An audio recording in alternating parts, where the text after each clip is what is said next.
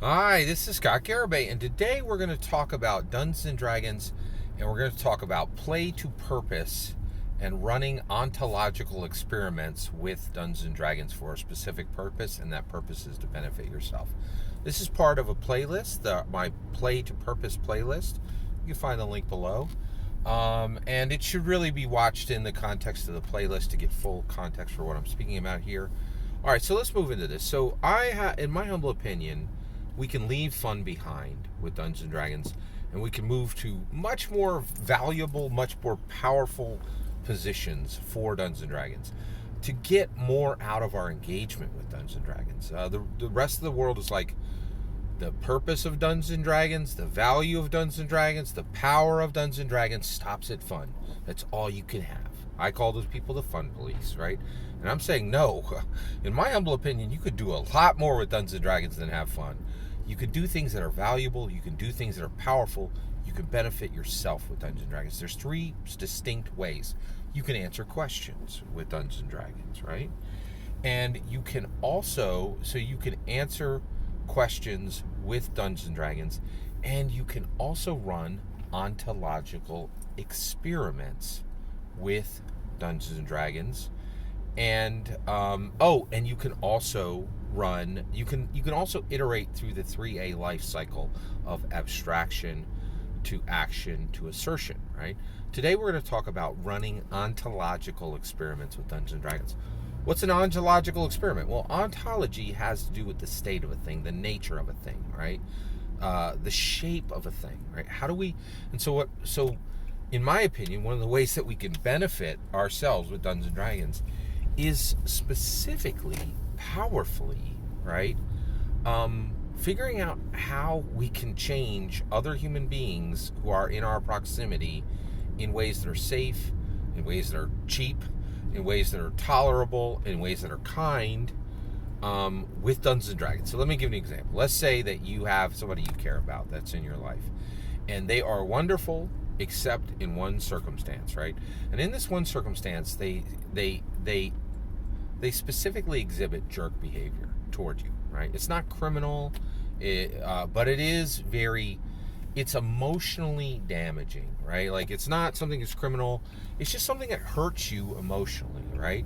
And you're like, my life would be so much better if this drumbeat jerk behavior from this person was gone and it was replaced with just common human decency, right? You're like, Scott, wait, what are you talking about? Changing another human being? Yeah.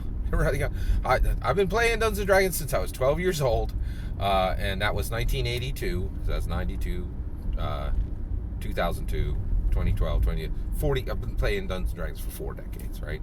And all three of these, going through the 3A life cycle, iterating faster through that, ontological experiments, and answering questions. I've seen all of these done at the Dungeons and Dragons table. I've done all of these, right? And I can tell you, from personal experience, is absolutely possible. And in my opinion, it's important. And you're like, well, Scott, can't we do this with other things? But here's what I want you to know, right?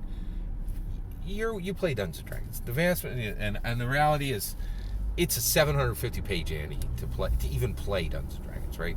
The vast majority of people playing Dungeons and Dragons they got a lot going in life already, right? But the reality is we're entering a space where there's not a lot of money, there's not a lot of resources, and Dungeons and Dragons is a great platform to do things that you can do much more expensively, but not everybody's got access and resources, and Dungeons and Dragons can literally be played for free, right? So this is a platform that's free and accessible, right? And enjoyable, right? And the fact that we can do these powerful things with it is very important. So let's talk about an ontological experiment run with Dungeons and Dragons. So you have this person and they're exhibiting jerk behavior, and you're like, I really would like to change this, right? And you're like, okay, so what do I do, right? So I can go read a bunch of self-help books, right? But the reality is, are you going to find the right one, right? Are you going to get bad advice? The other thing is, what if you're not a highly literate person, right? What if you don't, and how many books are you going to have to read until you get there, right? And do you have any control of what that author is going to say, right? Can you ask questions in real time? Can you run short social models to do this stuff? The odds are no, right?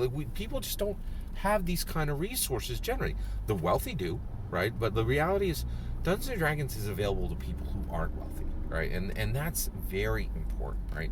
So we want to change, right, this behavior. So you're like, I'd really love to learn how to change the behavior of a person, right? Now you could jump in and start working on it with this person you care about.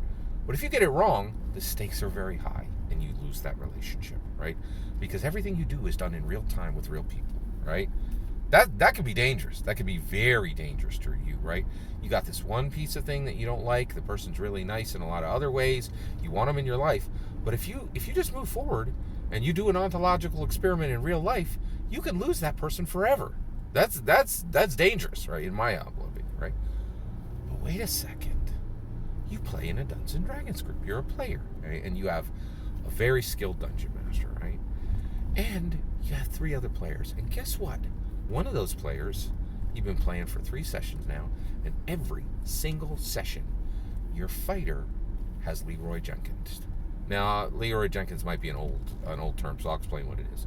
In the old days, there's this famous internet meme where there's a group of Warcraft players, and they all get together, and they start planning. They're like a guild, and they start planning on how to attack this goblin warren, right? And they're like, yeah, how do we beat these goblins? And they all start working together as a team. And one of the and all 3 out of the 4 players are like, I'll do this first, and then you follow up with this, and then you follow up with this, and then one of the players literally in the middle of the planning goes, Leroy Jenkins, and literally just abandons the planning group and runs in and starts hacking goblins apart, right? Like, so that's the story. It's quite famous, Leroy Jenkins. So just Google it, it'll come up, right?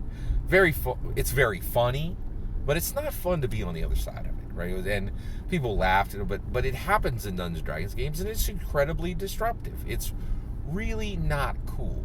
It's very disruptive and very not cool, right? So how do we manage this Leroy Jenkins situation, right? How do we get better? How do we do better, right? So you're a player and you're a rogue, right? So you need sneak attack. So you need this to stop. You're like, man, this is not cool. I need this to stop. I do not want this Leroy Jenkins. So you say to the player, right? You say, so let's say your name is Sarah and the Leroy Jenkins name is Becky, right? And so you're like, hey, Becky, can you stop Leroy Jenkinsing? It's really disruptive, right? And the thing is, I'm a rogue, and I really need sneak attack. And when you Leroy Jenkins, it makes sure that I can't sneak attack. And we got a wizard over there, and they need to know what spells they're going to run. And we also have a druid, and it would be nice if they know what they're going to shape change into. So, like, I know you don't like the 10 minutes of planning that we do before combat, but for us it's important. Can you stop this? And Becky goes, you know what? I have a hard job. When I come here, I want to hack goblins in half, and I don't really care about all that planning, so I'm going to Leroy Jenkins all I want. Strike 1. Ontological experiment. You want to get this jerk so you, Sarah, want to get this jerk behavior out of Becky. All right? So you're like, oh man, that failed. What do I do next? All right? So comes next week, Becky totally Leroy Jenkins again. Right?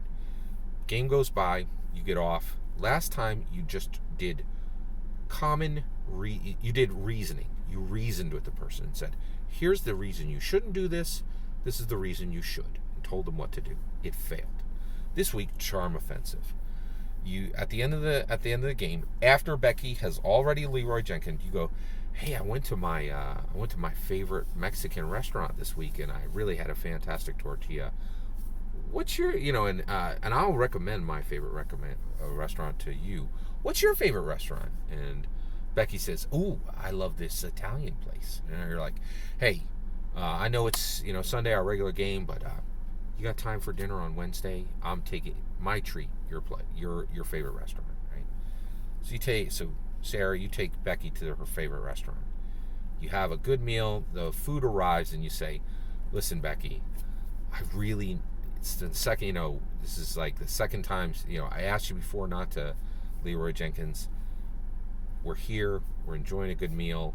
I don't want to, call you out in front of the rest of the crew, but it's really important to me. I'm really enjoying this Dungeons & Dragons game so much. It's so important to me, but I really need you to stop this Leroy Jenkins because I want to dig in deeper into the mechanics of my rogue. I really want to start using some of my powers, and they all revolve around sneak attack, right? right? And so it's really important.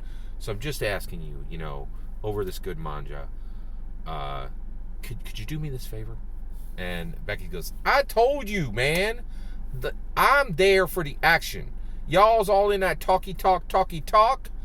I ain't here for it, right? Now, I appreciate this good meal, but I know you're a nice person. I know you didn't come out here. This ain't no transaction. You ain't trading meatballs for no Leroy Jenkins, because you are not that kind of person. So I'm just telling you, I know you want to play in this more, talky way, but like that ain't what I'm about, and I'm part of the team too, right? So you're just gonna have to live with it.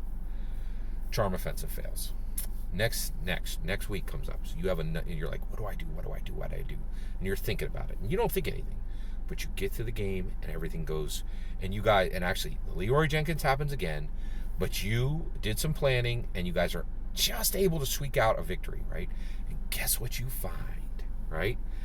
You find a bunch of gold, a gem, a magical amulet, and a belt of giant strength. Okay, now Becky plays a fighter, right? So you guys go around the way you do every week, and you each pick your items, what you want. You take your turns, and you rolled high, and you get to go before Becky, and you go so Becky's like, and so you say, I'll take the belt of giant strength. And so Becky speaks up and she goes, oh, wait. We normally, we roll to see who gets what, but we all agree and we help each other. I would really like that belt of giant strength. Can you take the magic amulet and then I'll take the belt of giant strength? And you say, you know what, Becky? No, my rogue's going to wear this belt of giant strength every week. I know you don't like that, right? Just like I don't like seeing you, Leroy Jenkins, every week. We all got a cross to bear, right? And Becky's like, what? And you're like, yeah, I'm going to take this and I'm going to wear it. And you're going to watch. We all we all get to do what we want, right? Right. So next week comes again, and the fight comes up, and it gets to the point where Becky's going to Leroy Jenkins, and she doesn't, right? And you guys go in, you do your plan. Becky shuts up for 10 freaking minutes, and she does her thing, right? And you get through. And when you're done, right, you split up the loot, and this time you don't take anything, and this time you do not take anything that would help Becky. And when you're done, you say, you know what, Becky, I really appreciate that you did not Leroy Jenkins. I'm actually going to give you my entire portion, right? I got like 1,800 gold. I'm going to give you that 1,800 gold. It's all yours. I really appreciate that you did not Leroy Jenkins. And you complete your ontological experiment. You make sure that when they do the behavior that you're doing, you do not cooperate, and their life gets slightly worse. And when they don't do the jerk behavior, you make sure their life gets slightly better. And you have exhibited there is a benefit for you to not do this jerk behavior. You have shown it in real time. It took 3 different attempts to get to the answer, but in Dungeons and Dragons, you find the answer, and you have a path that is much better than if there had been no social modeling, and you're ready to attempt a real change in your real life, right? It's free, it's safe in my humble opinion, and it is, it's wise, right? You are running an ontological experiment at much lower risk, right? And you're not taking anything from the Dungeon Master, because that Dungeon Master is directed to make the game about you. And what you want to see happen in that game is supposed to happen. That's how you benefit yourself in Dungeons and Dragons, by answering questions, right? By running ontological experiments, by iterating faster and more productively through the 3A life cycle of abstraction, action, and assertion. That's how it's done. That's how you move from play to purpose, in my humble opinion. You are not bound to allow the fun to be the end-all be-all of your Dungeons and Dragons. It can be more, and it should be more, in my humble opinion. That's what I think. What do you think? I'd love to. That's all my opinion. I'd love to hear your opinion. Let me know in the comments below. Please consider liking and subscribing, and have a wonderful millennium.